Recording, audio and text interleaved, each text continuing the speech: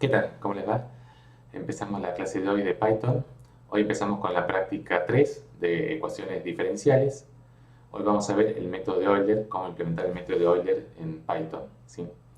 Esta es la clase de hoy, la última clase de los temas que entran para el parcial con respecto a Python, ¿sí?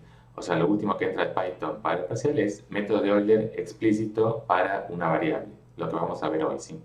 La clase del miércoles, seguramente haremos un repaso de algunas cosas, así que pregúntenme cualquier duda que tengan, mándenme por mail y trato de hacer algunas consultas que me parezcan, de las que más se repitan o que me parezcan cosas que hayan tal vez quedado pendientes.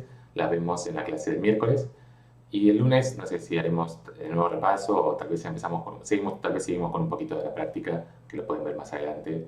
Pero también les puede ayudar, igual con toda la programación les puede ayudar también para el parcial, pero no entra, digamos, lo único que entra es la clase de hoy, lo último que entra, ¿sí?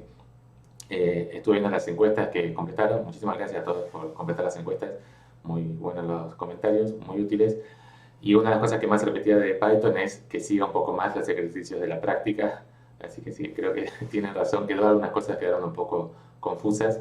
En que la forma que a mí me gusta es que estaba haciendo, digamos, preparando los videos, es ver en la práctica qué herramientas de Python necesitan y hacer videos sobre esas herramientas.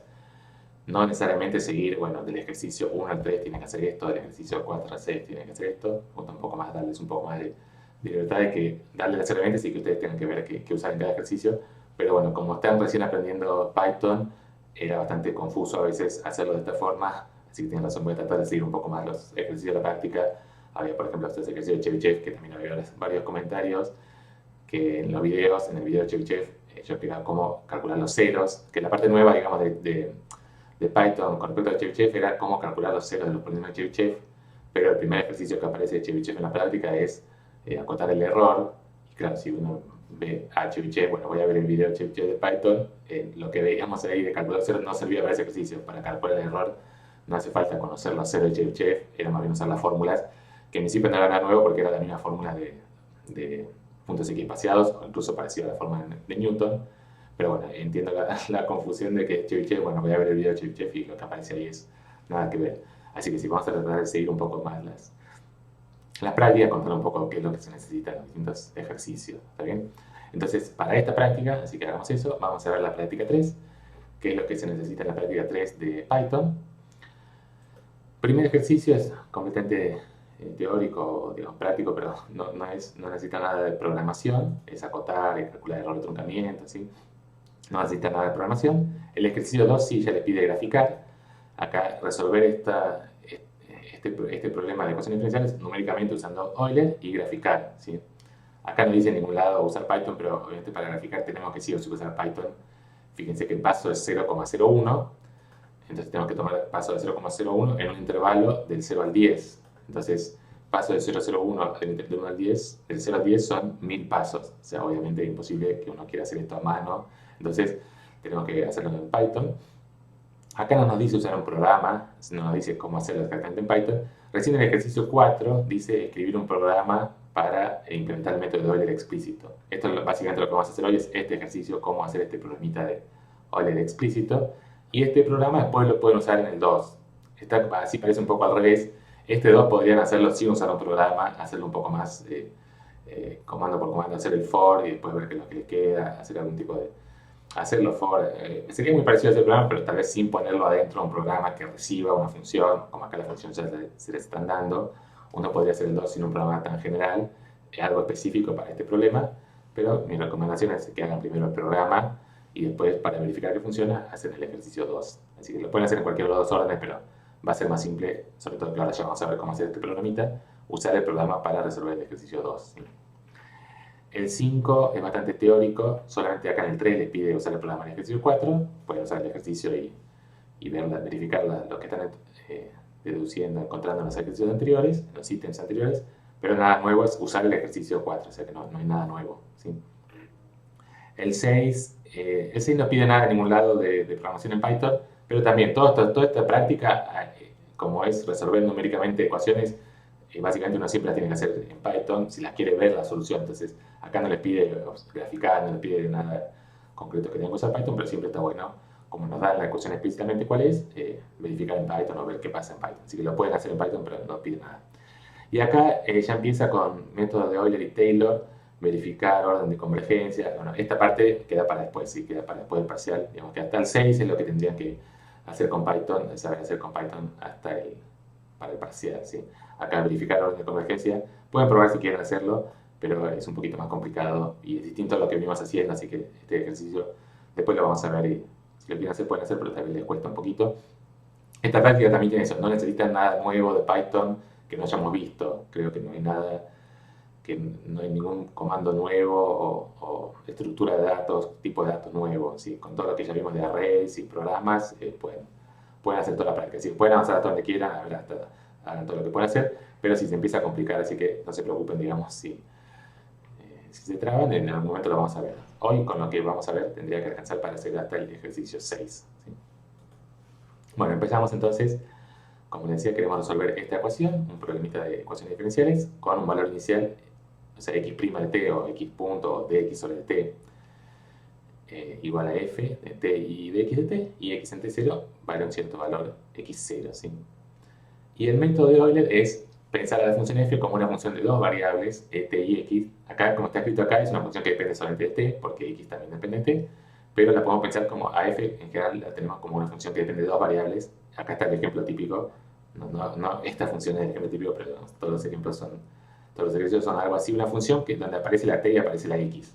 Para algunas cosas tenemos que pensarla como que la x depende de t y para otras cosas no, pero para Python, para programarlo, esta función la vamos a pensar como una función de dos variables, t y x. ¿Sí?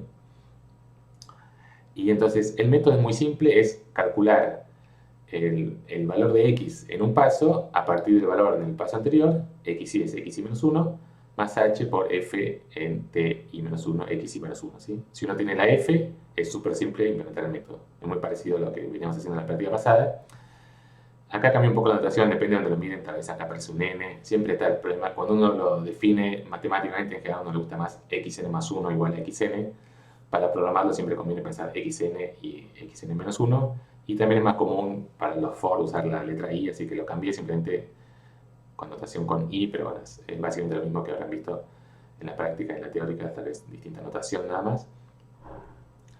Y entonces, el paso h, o sea, lo que necesitamos ahora para el programita, ¿qué es lo que nos tienen que dar para poder resolverlo numéricamente con un programa? Es la función esta f, necesitamos el valor t0, cuál es el intervalo, cuál es t0 y tn, cuál es el extremo izquierdo y el extremo derecho del intervalo, que nos llamamos siempre t0 y tn, y cuánto vale la función en el punto inicial. ¿Sí? Esto en general se llama un problema de valores iniciales, porque nos tienen que dar siempre un valor inicial. Para que esté bien definida la solución, tenemos que tener esta ecuación y cuánto vale x en t0. Entonces el x0, digamos, también es uno de los parámetros para resolver el problema.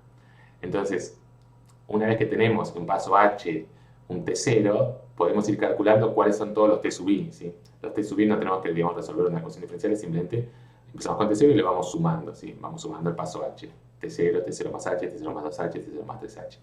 Esos son los t sub i.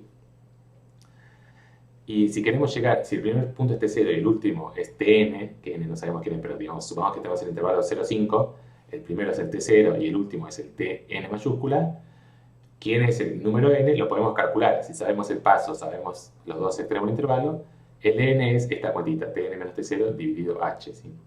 La cantidad de pasos que tenemos que hacer es este n mayúscula. Entonces con todo esto ya tenemos todo listo para programarlo. Vamos a hacerlo. Entonces definimos una función Euler que toma f, t0, tn, x0, que es el valor de x en t0, y acá en este caso toma el valor h, ¿sí? Toma el paso h. Básicamente las dos opciones que tenemos para implementar Euler es que tome el paso h o que tome la cantidad de pasos n como valor de entrada, como parámetro de entrada. ¿Sí? Cualquiera de los dos programas se pueden hacer. No se puede hacer que tome las dos cosas, que tome h y n, porque h depende de n o n depende de h. ¿Sí? Acá podemos despejar. Si tenemos h, podemos despejar n, entonces no podemos darle los dos valores. ¿Sí? Entonces pueden hacer las dos cosas. Tomar h y adentro del programa calcular n, que es lo que vamos a hacer, o al revés, tomar n y adentro del programa calcular h, que sería despejar de acá al revés. Si tenemos n, h va a ser, pasando para el otro lado, h va a ser tn menos t0 dividido n. ¿Sí? Las dos cosas se pueden hacer. ¿Está bien? Entonces empezamos el programa, vamos a hacer esto que recibe h. Para los ejercicios es más común que reciba h, Para el programa, el cuatriente pasado yo lo había hecho al revés, en general lo usamos al revés con parámetro n. Es un poquito más simple tomar el parámetro n porque n es un número entero y h es un número que puede ser con coma. Entonces, cuando hacemos la cuenta tn menos t0 dividido n, ya nos queda un número con coma que está bien para h. Pero el problema de hacerlo al revés es que cuando hacemos tn menos t0 sobre h, todo esto nos puede dar un número con coma que no puede ser n, la cantidad de pasos no puede ser un número con coma. Entonces, en principio, por ejemplo, si tomáramos el intervalo 0,2 y paso 0,7, el intervalo 0 hasta 2 y paso 0,7, no entra justo 0,7 pasos, el paso de 0,7 no entra justo en 2. Entonces ahí tenemos un problema. En los ejercicios siempre los pasos son 0,1, 0,01, 0,005, algo así, que siempre entra justo en un intervalo de longitud entera. El 0,1 entra justo 100 pasos de longitud 0,01. Entonces no hay problema, en general la cuenta esta nos da un número entero, pero igual para Python, para usar este n en un for, sí o sí tiene que ser un dato de tipo entero, ¿sí? No puede ser un dato de tipo punto flotante, aunque seas, al final sea un número entero, 10,0, no puede ser. Tengo que convertirlo al número entero. Entonces tenemos que usar este comando int, que nos convierte un número punto flotante a número entero, ¿sí? En general esto redondea, creo que, a ver, probémoslo, no me acuerdo ahora. Probémoslo, qué es lo que hace exactamente int. Por ejemplo, si ponemos int de 1.0, da 1, ¿sí? Lo convirtió de punto flotante con coma 0 a entero. Pero ¿qué pasa si ponemos 1,1? También 1, ¿sí? Lo redondea y 1,9, también 1, ¿sí? Se queda con la parte entera, ¿sí? Esta es la parte entera, int es la parte entera del número, ¿está bien? Entonces la parte entera de 1,9 es 1, ¿está bien? Pero entonces en general acá ponemos int, pero no nos interesa tanto esta parte de convertir a número entero, sino que siempre en general va a ser un número entero, pero igual lo tenemos que convertir a tipo de dato entero, ¿está bien? Por eso es un poquito más complicado hacerlo así, pero es más común en los ejercicios que nos den el paso y no que nos den la cantidad de pasos. Pero lo calculamos en otro programa, n es la cantidad de pasos, y ahora hacemos linspace para calcular. Tenemos que hacer dos cosas, calcular los t sub i y calcular los x sub i. O sea, los t sub i no hay que hacer nada, es simplemente usar esta formulita, no es resolver una ecuación para eso, una ecuación diferencial, y los x sub i son los que nos interesan. Entonces, en este ejercicio, a diferencia de Newton de la práctica 2, nos interesa guardar todo el vector de datos, ¿sí? Lo que queremos devolver, que el programa devuelva, no es cuánto vale x en tn en el último punto, sino todos los puntitos intermedios. O sea, es como que devolvemos una función, devolvemos la curva, la solución de la ecuación diferencial es una función, es la función x de t. Entonces lo que vamos a devolver es una función que la podamos evaluar en muchos puntos, o por lo menos todos los puntitos, cuánto vale. El método nos da no una función, sino cuánto vale la función o la aproximación que estamos calculando en los t sub i, ¿sí? En estos puntos. Es como que dividimos el intervalo en 100 puntos y vamos a devolver cuánto vale la función en esos 100 puntos, o la aproximación que encontramos.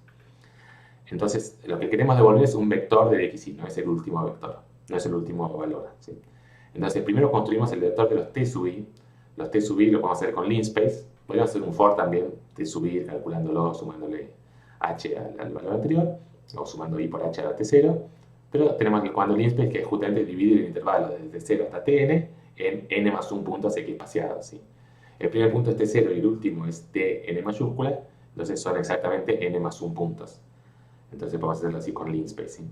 Para linspace también necesitamos pasar un número entero, no podemos dividir en una cantidad decimal, no podemos dividirlo en 0,5 puntos x espaciados, ¿sí? Entonces por eso también necesitamos un int. Siempre para linspace o para un for necesitamos que este parámetro sea un número entero. Entonces si hacemos una cuenta que nos puede dar con coma, hay que convertirlo en número entero, ¿sí? Y x, que va a ser el vector que queremos devolver, bueno, queremos devolver las dos cosas, los t y los x, porque queremos devolver cuáles son los t sub i y cuánto vale la función en esos t sub i. Los x vamos a considerar un vector de ceros, empezamos definiendo como un vector de ceros, después lo vamos a ir completando, ¿sí? Estos t como que ya los calculamos, los t sub i van a ser exactamente estos, los x son los que vamos calculando, pero los definimos inicialmente como un vector de n más 1, 0, ¿sí? Esto es lo que vamos a ir calculando. ¿Cuánto vale x en t0? Sí, este vector t sub i, la primera coordenada es la coordenada 0 y la última coordenada es la coordenada n, ¿sí? Entonces, x en 0 no es que cuánto vale la función en 0, sino que esto representa en t0, ¿sí? O sea, x0 va a ser el valor de x en t0, x1 va a ser el valor de x en t1, x2 va a ser el valor de x en t2, ¿sí? Acá justo, por eso también confundo un poco, porque justo el intervalo es el 0, 5. Pero si el intervalo fuera el 1, 5, el t0 es 1 Y el x corchete 0 es lo que vale la función en d sub 0, que es en 1, ¿sí? Por eso no hay que poner acá, no es que este es este 0, sino que simplemente acá siempre vamos 0 porque el primer punto es el t0. ¿Está bien? Entonces x en t0 vale x0, ¿sí? Esto es lo que voy a escribir acá, ¿sí? X de t0 es igual a x0. ¿Sí? Eso es lo que estamos usando. No es que x en 0 vale x0, sino que x en t0 vale x0. ¿Sí? Y bueno, entonces el programita es ahora esto de acá, esto que dice exactamente acá. Ir calculando el xy a partir del x en el paso anterior, sumarle todo esto, ¿sí? Y la diferencia con los newton es eso, como ahora vamos guardando todos los valores, ahora sí le puedo poner con corchete i menos 1, ¿está bien? Acá sí le pongo el índice. El x en la coordenada i es el x en la coordenada i menos 1 en t sub i menos 1 más h por f t i menos 1 x i menos 1, ¿sí? T sub i menos 1 x i menos 1 es t corchete i menos 1 x corchete i menos 1, ¿sí? En algún sentido esto es conceptualmente bastante más simple que Newton porque vamos guardando todos los valores. Entonces esto es un parámetro bastante simple de entender y la fórmula, si uno la mira, es casi exactamente lo mismo que dice acá. X corchete i menos 1, salvo por la notación de poner entre corchetes en vez de subíndice, es exactamente la formulita que aparece acá, ¿sí? Así que esto de Euler es bastante simple, creo que es un poquito más simple que la práctica anterior. Incluso también el criterio de parada, no tenemos si tenemos que parar cuando x de n menos xn menos 1 es menor que algo. El criterio de parada está fijo también, es un for. La cantidad de pasos ya viene dada por los datos del programa, ¿sí? Así que es bastante simple. Es un for con una cantidad fija de pasos, todo bastante simple. Guardar todos los datos puede ser un poquito más complicado, pero al final también termina siendo simple, que es simplemente empezar con x un vector de ceros y después ir completando x0 cuánto vale, x1 cuánto vale, x2 cuánto vale. Y lo que devuelve, entonces, devolvemos las dos cosas. Necesitamos las dos cosas como salida. ¿Quiénes son los t sub i y quiénes son los x sub i, que es la aproximación que encontramos de f para los t sub i? ¿Sí? Esto es todo el programa, pero vamos a ejecutar. Funciona. Perdón, voy a borrar toda la salida. Entonces ejecutamos, funcionó. Y ahora entonces probamos para este programita para este problema que nos daban acá. La función f la tenemos que definir y entonces la función f la pensamos como una función que depende de t y de x. 50t cuadrado menos 10x dividido 3. Acá un error muy común, tengan cuidado con eso, es f, como está implementado acá, fíjense que cuando la llamamos toma primero t y después x, ¿sí? Entonces, acá tenemos que definirla también así, primero t y después x, ¿está bien? Y después la calculamos usando t y x. Pero no, si pongo xt acá, no es compatible esta función como la estamos definiendo con esto como dice acá, ¿sí? Por más que acá diga t y acá diga x, siempre los parámetros, cuando uno define un programa en Python, los parámetros lo que importa es el orden en que uno los pasa, no el nombre que les pone, ¿sí? Es como de acá puedo pasar cualquier valor, el valor que pongo acá lo va a asignar a x, ¿sí? Es como que acá, si pusiera así, le estoy diciendo que x es t y menos 1, t es x y menos 1, t es x y menos 1, que no tiene sentido. Entonces, el programa está así, acá pongan siempre t, x, ¿sí? Obviamente podríamos dar vuelta a los dos lados, pero en general es común, siempre la notación de estos problemas es siempre común poner primero t y después las x, ¿sí? Entonces por eso usamos la misma notación. Entonces acuérdense siempre de eso porque les va a pasar, aunque yo les diga ahora, acuérdense, en algún momento les va a pasar que ponen la función al revés, x, t. Y bueno, después le va a dar mal, ¿sí? Así que si algo sale mal, si no le está dando el ejercicio, funciona mal, fíjense eso, si definieron bien f, t, x. Después acá usan los valores t, x. Y bueno, ya con eso tenemos todo. Entonces el ejercicio nos pide en el intervalo 0,5 y el paso que nos da, acá no nos da ningún paso. Bueno, agregamos nosotros, voy a agregar un paso y paso h igual a 0,1. Paso 0,1. Entonces tenemos acá de 0,5. Acá hay que acordarse los parámetros en qué orden están. Acuérdense si hay que ponerse en el mismo orden. El primero es t0, es 0 porque el intervalo era 0,5. El tn es 5. x0, acá nos dan como dato que x0 es 0, o sea, x en t0 vale 0. Y el paso h es 0,1, es lo que acabamos de agregar, ¿sí?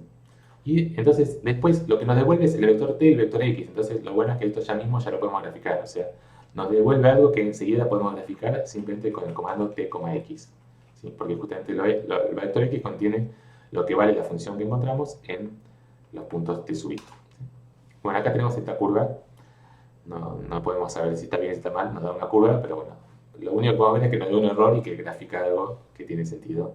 Es una curvita, ¿sí? Podemos ver, por ejemplo, para variar distintas cosas, qué pasa si aumentamos el paso. Perdón. No, esto va de 0 a 100 y recién ¿cuánto vale? ¿Cuánto iba? Sí, no sé si no se llega a ver, graficando de a una no se llega a ver la diferencia, parece más o menos lo mismo, que no afecta tanto el paso. Si ponemos un paso muy grande, ahí sí, acá sí se puede ver que da cualquier cosa, ¿sí? Entonces, en general, no sabemos muy bien qué paso tomar. Típicamente para Euler tendríamos que tomar un paso 0,01, 0,001, pero bueno, depende muchísimo de la función, porque depende cuánto crece la función, depende de la derivada de la función, entonces, o depende de la función f. Entonces, el paso en general depende de f o de las cotas que tenemos para f, para las derivadas. Pero lo que podemos hacer en Python es más o menos ir variando el valor hasta que quede algo que se vea bien, que se vea suave, y sobre todo que si aumentamos el paso no cambie mucho. Ese sería, digamos, el criterio de cómo elegir un h, es cuando ya vemos que por más que agreguemos un h más chiquito, un paso más chiquito, no cambia mucho el gráfico, sería que elegimos un buen valor de h, ¿sí? Pero eso, no nos preocupamos en todo esto de... el programa, digamos, no es que tiene que ir tomando el valor de h hasta alcanzar convergencia. El programa toma el paso h que le damos y resuelve con ese paso y grafica, ¿sí? Por eso es bastante simple. Entonces, como les decía, el ejercicio 4, acá, no, el ejercicio 2, pide después ir variando el paso fijo, pero ir variando el valor inicial. ¿Cuánto vale x0 en k? ¿Cuánto vale x en 0? Vale k distintos valores. Entonces, como es un problema de valor inicial, que la solución depende del valor inicial, queremos ver qué pasa si vamos variando el valor inicial, ¿sí? Entonces, hagamos eso. ¿Cómo hacemos eso para dar distintos valores iniciales? Bueno, lo que vamos a hacer es, acá para hacer la misma notación del ejercicio, pongamos un k, hacemos un for, k distintos valores iniciales, k en range 0 a 11, esto quiere decir que k va a valer justamente 0, 1, 2, 3, 4, 5, hasta 10, y este valor de k es el valor inicial. Entonces, el valor inicial está en esta función, como la definimos, es el cuarto parámetro, ¿sí? Siempre hay que mirar el orden de los parámetros.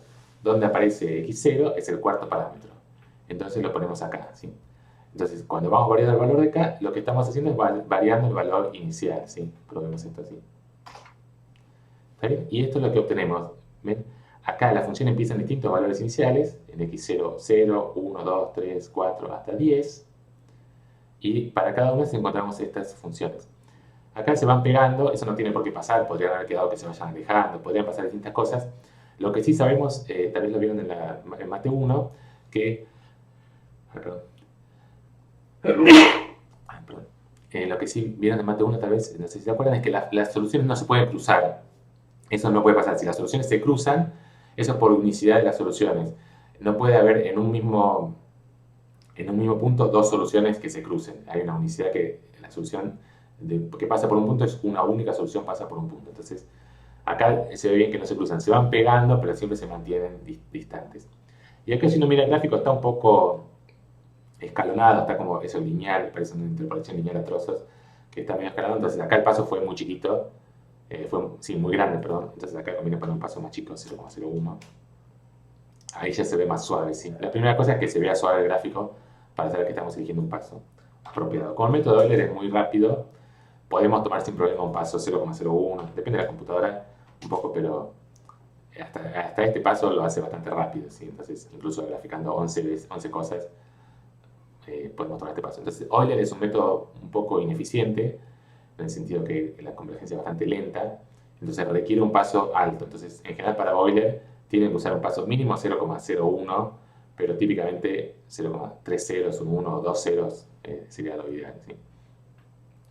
Entonces veamos ahora un poco cómo depende el paso, veamos si realmente depende de qué paso tomemos. Entonces, en el ejercicio recién hicimos variar el valor inicial.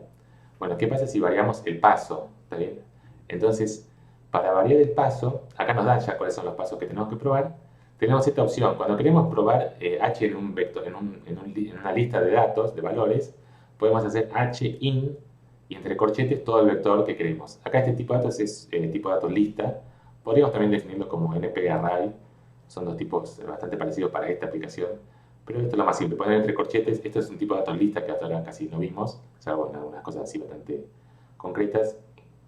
Entre corchetes todos los datos que queremos y h va a ir, es como un for que h va a ir tomando estos valores, ¿sí? Como los valores no están espaciados 0,1, 0,2, 0,3, 0,4, que los ponemos en un for con range o arrange. Ponemos simplemente en la lista todos los valores que nos dan. ¿Está bien? Y ahora, para cada uno de estos valores, graficamos. Y bueno, como está todo adentro del for, lo mismo que antes, no lo dije, pero como el plot está dentro del for, estamos graficando todas las soluciones. Y fíjense que no guardamos todas las soluciones, solamente las usamos para graficar. No, ahora, cuando termine esto, no sabemos cuál era la solución no nos quedó guardada la solución para K0, para K1, para K2, pero las graficamos, solamente nos interesa graficar. ¿Sí? Y acá hacemos lo mismo. Y fíjense lo que pasa en este caso. Acá estaría bueno agregarle un label. Podemos agregar label igual a... queremos saber el valor de h. H igual a más strh. A ver si funciona. plt.legend. Sí, acá pueden ver los distintos pasos. 0,5 es este, que es solamente en 2 pasos, ¿sí? Es como tuvimos demasiado vagos hacer solo 2 pasos para este intervalo. Estamos muy vagos. Esto si uno lo quiere hacer a mano, bueno, tiene sentido, pero en la computadora no tiene sentido hacer 2 pasos. H01 es este naranja, H verde, el H001 es el verde y rojo. Acá ya están encimados, ¿sí? Entonces lo que se puede ver de este gráfico es H05, enseguida vemos que fue malo. H0,1 se ve bastante suave, podría ser una solución correcta, pero si vamos aumentando el H vemos que se distancia un poco y que acá cuando ya variamos de 0,01 a 0,001 casi no cambia, se ven casi iguales. Entonces es como que acá podemos ver que estos 2 pasos son apropiados y el paso 0,1, 0,5 eran muy chiquitos, como que todavía no se alcanzaba, digamos, la convergencia. ¿Sí? No nos preocupamos, en este caso yo le digo convergencia, no nos preocupamos mucho de la convergencia del H en esta práctica, en la práctica 3, pero más o menos uno puede ver, si quiere saber si el H que eligió es correcto o incorrecto, si no cambia cuando aumentamos el H, cuando hacemos un paso más chiquito, es que tenemos un paso razonable, ¿sí? Pero es más intuitivo mirando el gráfico, no estamos probando nada, ¿sí? Bueno, y ¿qué pasa si ponemos pasos más grandes? Hacemos en el intervalo 0,10 y pasos más grandes, 2, 1, veamos, es parecido al anterior, simplemente cambiando los pasos y cambiando la longitud del intervalo, creo. Acá hicimos en el intervalo el de 0 a 1, ¿sí? Y ahora hacemos el intervalo 0 a 10 con estos valores de pasos. ¿Está bien? Y acá sí da cualquier cosa. Cuando el paso es muy chico, siempre digo muy chico, ¿verdad? Cuando la cantidad de pasos es muy chica, y en verdad el paso es muy grande, por ejemplo, paso 2, acá se da este comportamiento totalmente caótico, sube, baja, hace cualquier cosa, ¿sí? Entonces acá estos gráficos, el azul, el naranja, podemos ver que quedaron muy mal. Y los otros no se llegan a ver porque acá la escala quedó muy grande, entonces no se llega a ver los otros pasos, pero si vemos los otros pasos, acá sí son más o menos los que ya teníamos.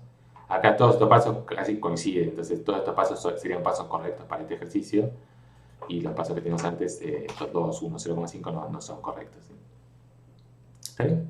Bueno, eso es todo, como decía, todo lo que necesitamos para la práctica de los ejercicios, para lo que entre parciales, este programita, y las únicas variantes es si usan tomando h o tomando n como parámetros, son las dos cosas, las dos posibilidades, ¿sí?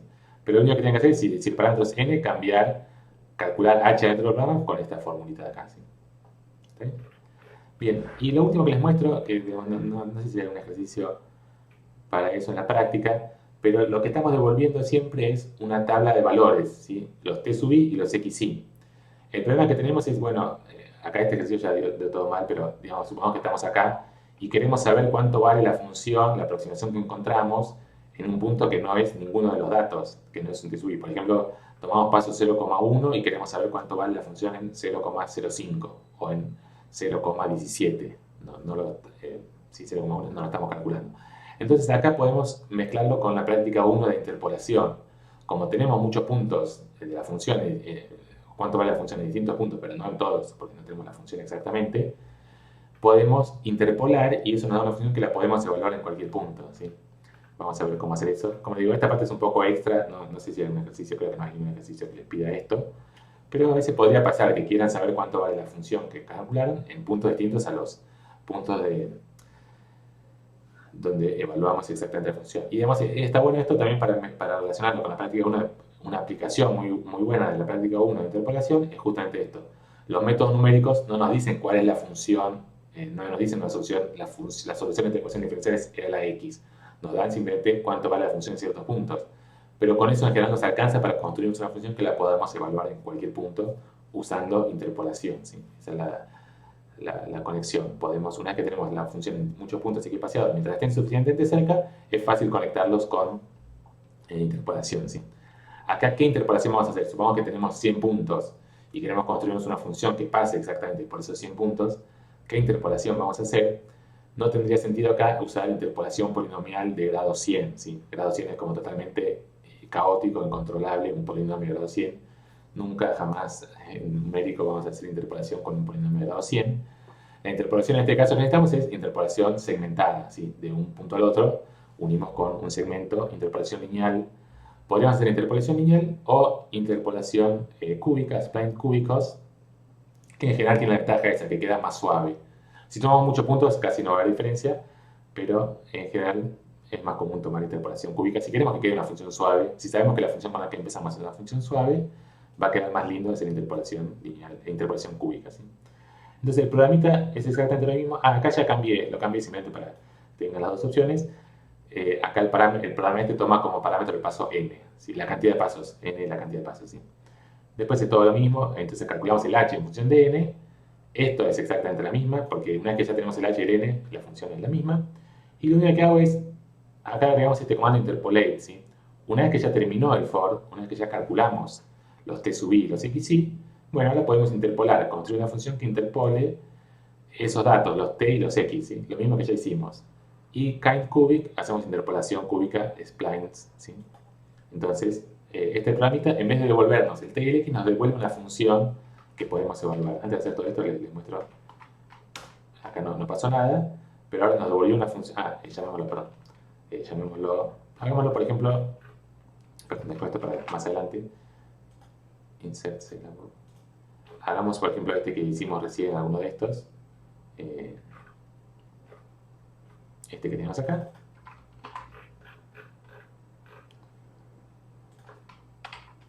Euler F se llama F porque devuelve una función. F 0,5, 0, 0,01. Y lo que devuelve ahora es una función. Entonces ahí le puse el nombre S por spline. Y acá entonces ahora podemos graficar plot. Pero acá como nos devuelve una función, la complicación es que ahora tenemos que definir nosotros el xplot, porque no nos devuelve un xplot. Linspace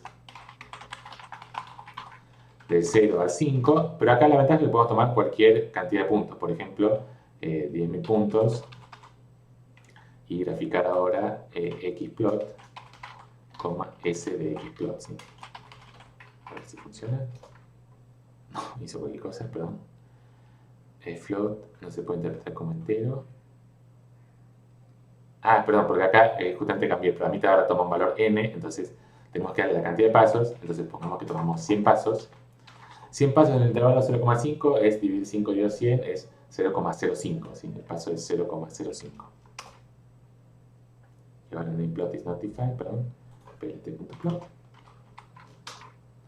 Bien, y nos grafica esta función, ¿sí? Entonces, fíjense que el paso era 0,05, pero los puntos en los que estamos verificando son muchísimos más.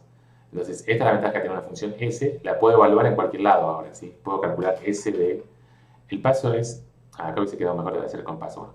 El paso es decir, entonces, lo que estamos calculando es cuánto vale acá adentro nos da cuánto vale la función. A ver, voy a imprimir acá t. Perdón, que me quedó un poco confuso esto. Imprimir t, hacemos esto. Entonces, lo que estamos evaluando es la función en 0, 0,5, 0,1, 0,15. Esto es lo que nos construyó adentro, los t sub i y los x sub i, es cuánto vale la función en estos puntos.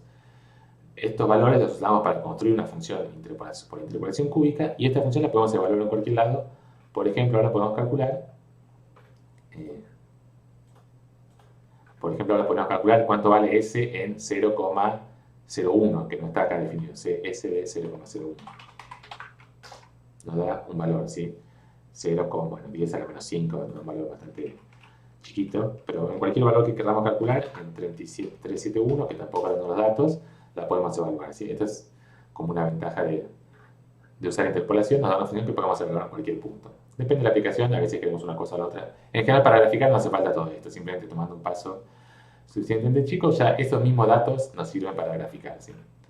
Probemos, por ejemplo, esto con estos pasos, tomando 5 pasos, 10 pasos, 100 pasos, 1000 pasos, la función esta.